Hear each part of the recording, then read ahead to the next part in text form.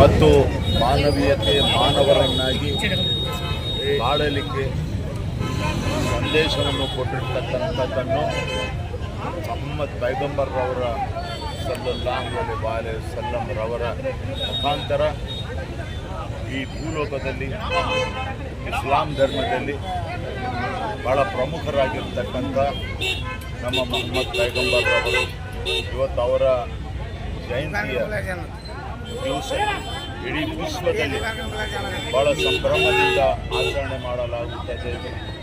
ಈ ಸಂದರ್ಭದಲ್ಲಿ ನಾನು ಇಡೀ ನಮ್ಮ ಗಂಗಾವತಿ ವಿಧಾನಸಭಾ ಕ್ಷೇತ್ರದ ಸರ್ವ ಜನರಿಗೆ, ಸರ್ವ ಜಾತಿಯ ಜನರಿಗೆ, ಗಂಗಾವತಿ ವಿಧಾನಸಭಾ ಕ್ಷೇತ್ರ, ಕೊಪ್ಪಳ ಜಿಲ್ಲೆ ಎಲ್ಲರಿಗೆ, ಇಡೀ ಕರ್ನಾಟಕದಾಂತ ಎಲ್ಲರಿಗೂ ನಾನು ನನ್ನ ಗೋಪುರದಿಂದ ಈದ್ ಮಿಲಾದ್ ಹಬ್ಬದ ಶುಭಾಶಯಗಳು.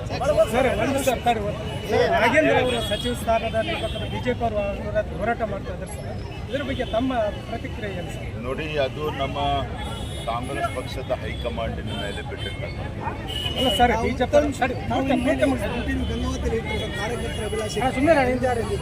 ಇಲ್ಲ. ಖಂಡಿತವಾಗ್ಲೂ ನಾನು ಗಂಗಾವತಿಯವನೇ, ಗಂಗಾವತಿ ಮಣ್ಣಿನವನೇ. ನೀವು ಅಭಿವೃದ್ಧಿ ಮಾಡಿದಂಗೆ ಇನ್ನೊಂದು ಅಭಿವೃದ್ಧಿ ಮಾಡ್ತಾ ಇಲ್ಲ, ಅಭಿವೃದ್ಧಿ ಕುಂಠಿತ ಆಗಿದೆ.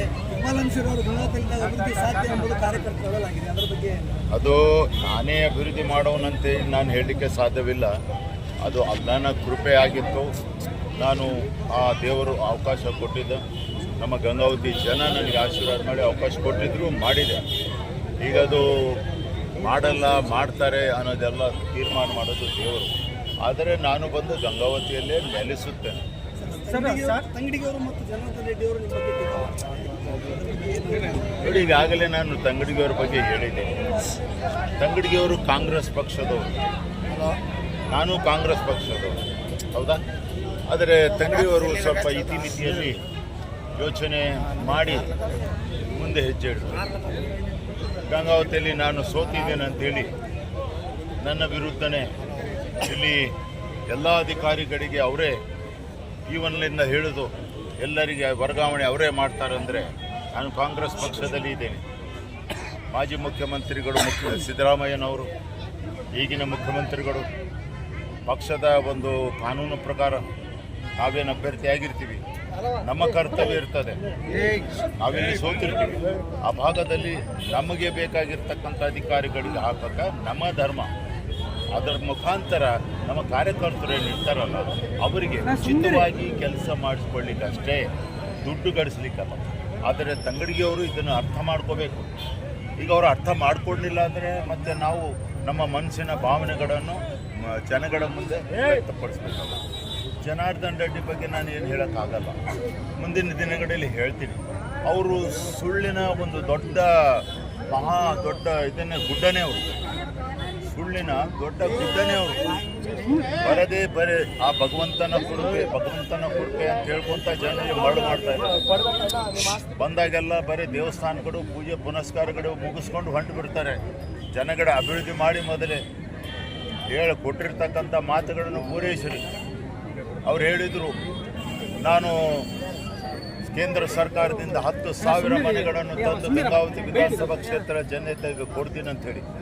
ಮತ್ತು ಕೇಂದ್ರ ಸರ್ಕಾರ BJP ಇದೆ, ಮತ್ತು ಜನಾರ್ದನ್ ರೆಡ್ಡಿ ಅವರೇನು ಮಲ್ಕೊಂಡಿದ್ದಾರ, ಹೋಗಿ ತಗೊಂಡು ಬಂದು 10,000 ಮನೆಗಳು ಜನಗಳಿಗೆ ಕೊಡಿ, ಯಾರು ಅಡ್ಡಪಡಿಸ್ತಾ ಇದ್ದಾರೆ.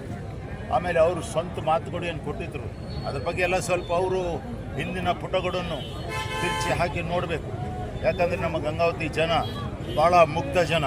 ಅವ್ರಿಗೆ ಸುಳ್ಳು ಹೇಳಿ ಮರಳು ಮಾಡಿ ಮತ ತಗೊಂಡು ಗೆದ್ದರು. ಸರಿ ಆಯಿತು, ಜನ ಆಶೀರ್ವಾದ ಮಾಡಿ ಗೆದ್ದರು. ಕೊಟ್ಟಂಥ ಮಾತನ್ನು ಉಳಿಸ್ಕೋಬೇಕಾಗಿತ್ತು. ಕೊಟ್ಟಂಥ ಮಾತನ್ನು ಉಳಿಸ್ಕೊಳ್ಳೋ ಸಂದರ್ಭದಲ್ಲಿ ಅದು ಇದು ನೆಪಗಳನ್ನು ಹೇಳ್ತಕ್ಕಂಥ ಕೆಲಸ ಜನಾರ್ದನ್ ರೆಡ್ಡಿ ಮಾಡಬಾರ್ದು. ಆಮೇಲೆ ಜನಾರ್ದನ್ ರೆಡ್ಡಿಯ ಗುಣ ನಮಗೆ ಗೊತ್ತಿದೆ. ಒಂದು ವಿಷಯ ಜನಗಳಿಗೆ ಹೇಳಿ ಮುಂದೆ ಹೋಗ್ತೀನಿ, ಮುಂದಿನ ದಿನದಲ್ಲಿ ಬಂದು ಅದರ ಸಾರಾಂಶ ಹೇಳ್ತೀನಿ. ಎನೋಬಲ್ ಇಂಡಿಯಾದ ಮುಖಾಂತರ ಸುಮಾರು 30-35 ವರ್ಷಗಳ ಹಿಂದೆ ಇಲ್ಲಿ ಸಿರಿಗೇರಿ ಟೂರಿಸ್ಟ್ ಹೋಮ್ ಮುಂದೆ ಅವರು ಆದಿತ್ಯ ಫೈನಾನ್ಸ್ ಅಂತೇಳಿ ಹೆಸರಿನಿಂದ ಒಂದು ಫೈನಾನ್ಸ್ ತೆಗೆದಿದ್ರು. ಫೈನಾನ್ಸ್ ತೆಗೆದು ಸುಮಾರು 6 ತಿಂಗಳು 1 ವರ್ಷ ನಡೆಸಿದ್ರು.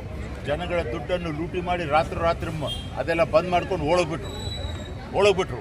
ಆ ಜನ ಯಾರ್ಯಾರು ದುಡ್ಡು ಕಟ್ಟಿದ್ದಾರೆ ಈಗಲೂ ಗಂಗಾವತಿಯಲ್ಲಿ ಅವರು ಬದುಕಿದ್ದಾರೆ. ಅವ್ರ ಹತ್ರ ಹೋಗಿ ಜನಾರ್ದನ್ ರೆಡ್ಡಿ ಮಾತಾಡಿಸಲಿ, ಮತ್ತು ಮುಂದಿನ ದಿನಗಳಲ್ಲಿ ಅದು ವಿವರ ಹೇಳ್ತೀನಿ. ಸರ್